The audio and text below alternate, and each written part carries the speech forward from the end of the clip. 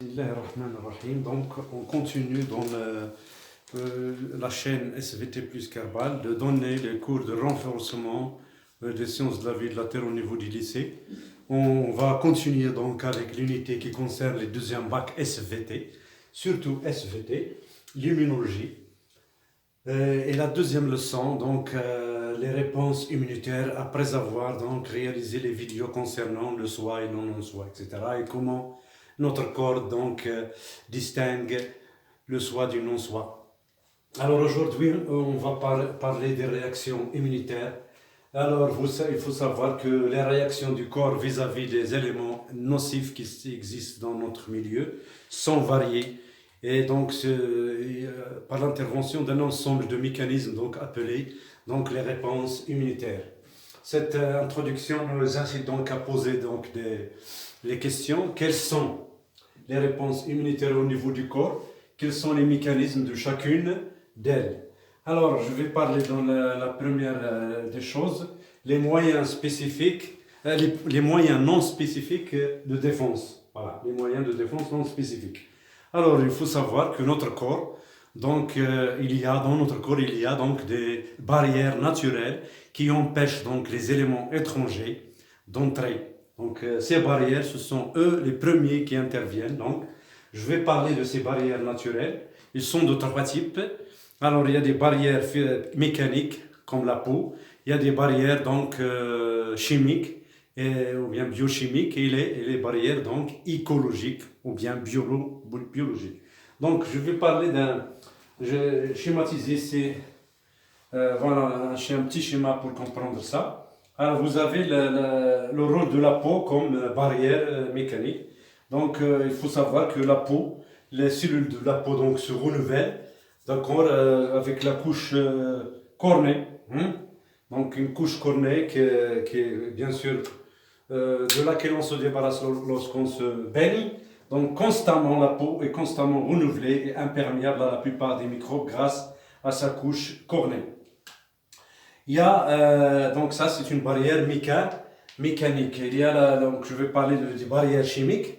Il y a ce qu'on appelle donc les glandes sudoripares, donc sous les aisselles, il y a des glandes sudoripares, alors qui sécrètent donc la sueur. La sueur a un pH qui est acide, donc il empêche donc le développement des champignons, par exemple, microscopiques.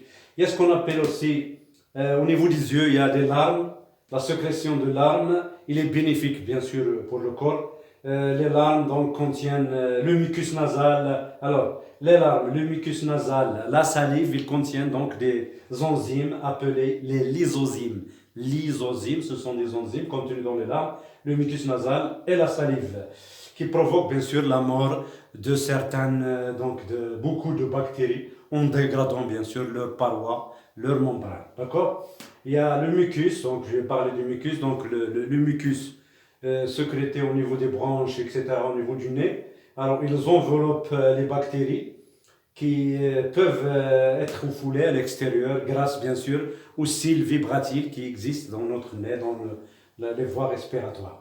Il y a aussi, à ne pas oublier, donc 5 ici, l'acide gastrique. Alors l'estomac, les cellules donc, stomacales donc, sécrètent ce qu'on appelle donc, l'acide gastrique, qui maintient l'estomac à un pH acide, très acide, 1 à 2 dans le pH, qui détruit de nombreux microbes. Alors, dans le duodénum aussi, il y a les sécrétions de la bile, les duodénocytes. Dans le duodénum, il y a la sécrétion de la bile. Et la bile, bien sûr, il amène un changement brutal du pH. Et ce changement brutal du pH au niveau du duodénum, donc, il défavorise la multiplication de certains virus. Donc, voilà. Il y a aussi, dans le sperme de l'homme, il y a la spermine. Dans les sécrétions, dans le vagin chez les femmes, donc, il y a les sécrétions vaginales. Que ce soit la spermine et les sécrétions vaginales, ils ont des propriétés, bien sûr, antibiotiques. Ça, ce sont des barrières qu'on appelle biochimiques ou bien chimiques. Je vais parler maintenant d'une autre barrière qui est la barrière biologique ou bien la barrière écologique. Alors, vous savez qu'il y a des bactéries qui vivent en symbiose avec notre corps, au niveau surtout du gros intestin. Donc, Alors, ces bactéries, donc, ils entrent en compétition avec les microbes pathogènes. C'est ce qu'on appelle l'inhibition compétitive. Avec cette inhibition compétitive, la compétition avec les autres, les microbes pathogènes, il y a un milieu défavorable pour ces derniers, c'est-à-dire pour les microbes pathogènes. Donc, ce sont des bactéries non pathogènes. Exemple, les Escherichia coli chez l'homme. D'accord? Je parlais je récapitule, il y a trois barrières, la barrière mécanique, la peau, la barrière biochimique avec les sécrétions, les sécrétions qui existent au niveau des muqueuses, dans les muqueuses au niveau du corps humain. Aussi on a les barrières écologiques ou bien biologiques, donc les bactéries. Alors, en conclusion, ces barrières naturelles, elles sont indispensables à notre corps. D'ailleurs, Dieu les a créées pour jouer ce rôle. Mais parfois, certains microbes qui sont dangereux, pénètrent, dépassent ces barrières.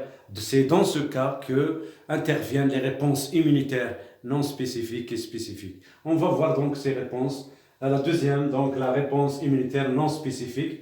On va commencer par l'observation d'une plaie lorsqu'on se blesse. Alors ici, vous avez deux coupes au niveau de la peau lors d'une blessure. Donc, le début de la plaie, ici, la phase avancée d'une plaie. D'accord? Alors, la première question, nommer nommer les numéros 1. Donc, 1, c'est l'épiderme, voilà, l'épiderme. 2, c'est le derme, voilà. 3, l'épine, qui a provoqué la blessure. 4, bactéries. Alors, 4 bactéries ici. D'accord? 5, terminaisons nerveuses. Voilà, il y a des terminaisons nerveuses au niveau de la peau. Alors, 6, cellules fibreuses, les cellules de la peau, ou bien les fibroblastes, cellules fibreuses. 7, capillaires sanguins. Vous avez ici 7 capillaires sanguins. 8, les globules blancs. 9, les hématies. D'accord? Et 10, bien sûr, c'est la plaie. Donc ici, vous avez la plaie. D'accord? 11. Alors 11, un phénomène, au niveau du capillaire, les cellules du capillaire, il y a ce qu'on appelle diapédèse des cellules, des globules blancs, et qui se dirigent vers les microbes pour les englober et les phagocyter, bien sûr. Donc 12, vous avez ici un globule blanc qui est en train de capturer les microbes, de faire la phagocytose. Donc 12, c'est la phagocytose. Ça, ce sont les numéros auxquels vous allez donner les noms. Deuxièmement, nommer les différents symptômes accompagnant une plaie. Donc vous savez que lorsqu'on se blesse, il y a des symptômes qui apparaissent après une durée. Il y a la rougeur, il y a le gonflement ou bien la tuméfaction, le gonflement. Voilà, il y a élévation aussi de la température, l'élévation de la température, et il y a aussi gonflement, suppuration, voilà, une suppuration, c'est la formation du pus, et à la douleur, bien sûr.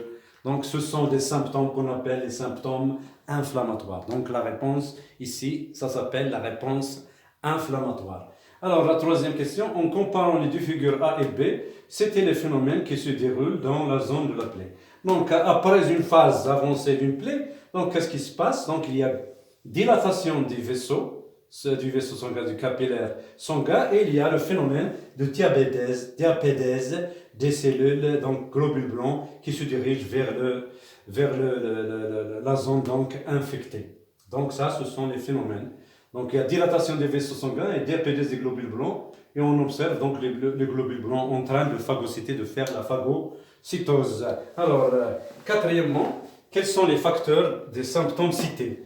Donc que ce soit la rougeur, le gonflement, la douleur, ils sont causés, bien sûr, ils sont dus au phénomène, à des facteurs dits chimiques. Je cite ici l'équinine. Alors, l'équinine, ce sont des protéines plasmatiques. Alors, ils sont produits par ce qu'on appelle la kininogène au niveau du foie, et il est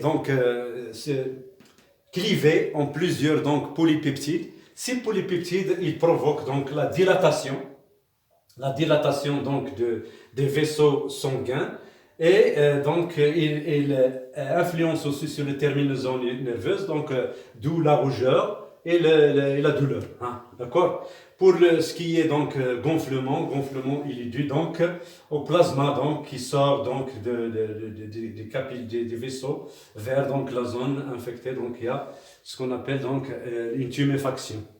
D'accord? Alors, les kinines, ils ont ce rôle donc de dilatation des vaisseaux et l'influence sur les terminaisons nerveuses.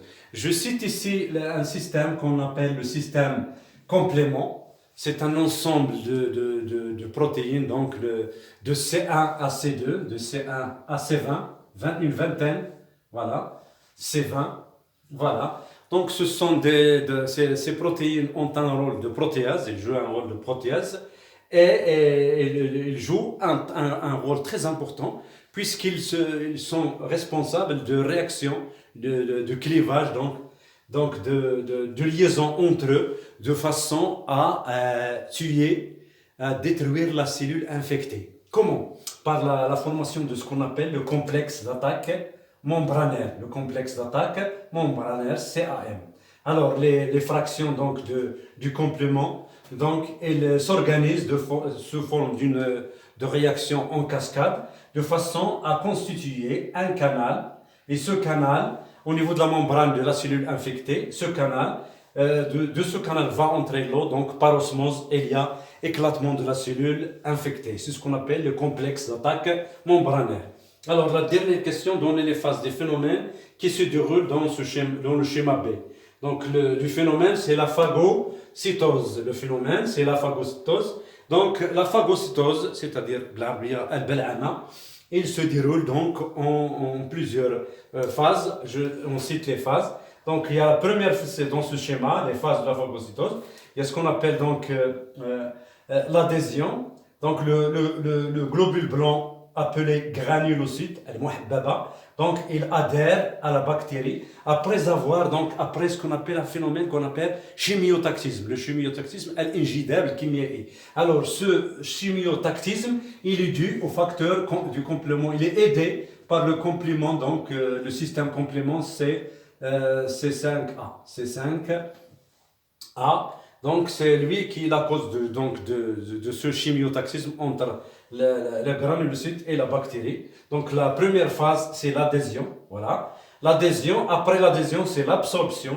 Donc, grâce au pseudopode donc, du globule blanc. Voilà. Les pseudopodes, donc, ce sont des extensions cytoplasmiques. Donc, ces pseudopodes vont entourer donc, la bactérie et l'absorber. Donc, après avoir l'absorbé, il est à l'intérieur de ce qu'on appelle un phagosome. Un phagosome, fajwa bel'amia. Alors, la troisième phase, c'est la digestion. Grâce à quoi? Grâce à des enzymes contenues dans des vacuoles digestifs appelés lysosomes. Lysosomes. Ce sont des vacuoles qui contiennent des enzymes qui vont détruire donc la bactérie. D'accord? À ne pas distinguer avec lysosome, voilà, lysozyme. Lysozyme, j'ai parlé tout à l'heure de lysozyme, voilà. Zyme. Alors, lysozyme, ce sont les enzymes qui existent dans les larmes et le mucus. D'accord? Donc, ce sont les lysosomes. Ce sont des vacuoles qui contiennent des enzymes qui vont digérer donc la bactérie. Donc ça, c'est la phase de la digestion. Je récapitule. L'adhésion, l'absorption, la digestion. Après la digestion, donc, 3 cas peuvent se produire. Le premier cas, c'est la destruction totale de la bactérie. Voilà. Et les débris sont rejetés par le globule blanc à l'extérieur et l'infection régresse. C'est-à-dire, l'infection est régressée, donc le malade est guéri. Ça, c'est le premier cas. Le deuxième cas, il se peut que la bactérie reste intacte par défaut enzymatique, par exemple, un défaut enzymatique, ou une bactérie qui est résistante. Donc, la bactérie reste intacte et il peut se multiplier plus tard c'est ce qu'on appelle l'état stationnaire. حالة مستقرة. D'accord? حالة مستقرة.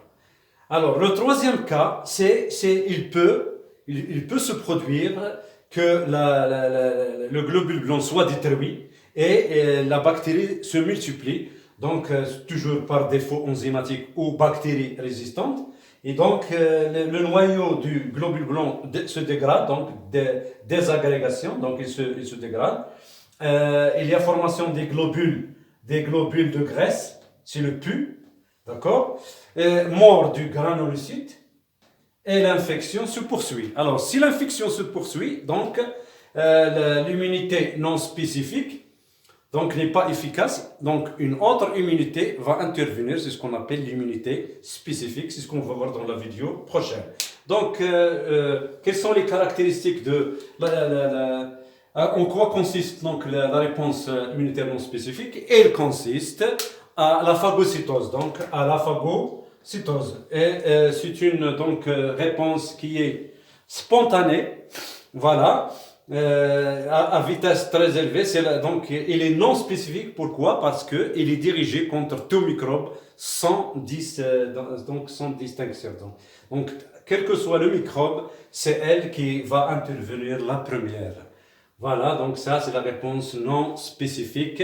J'espère que vous avez donc compris. Revoir cette vidéo, abonnez-vous à la chaîne SVT plus Kerbal. La vidéo prochaine, on va parler, Inch'Allah, des réponses immunitaires spécifiques.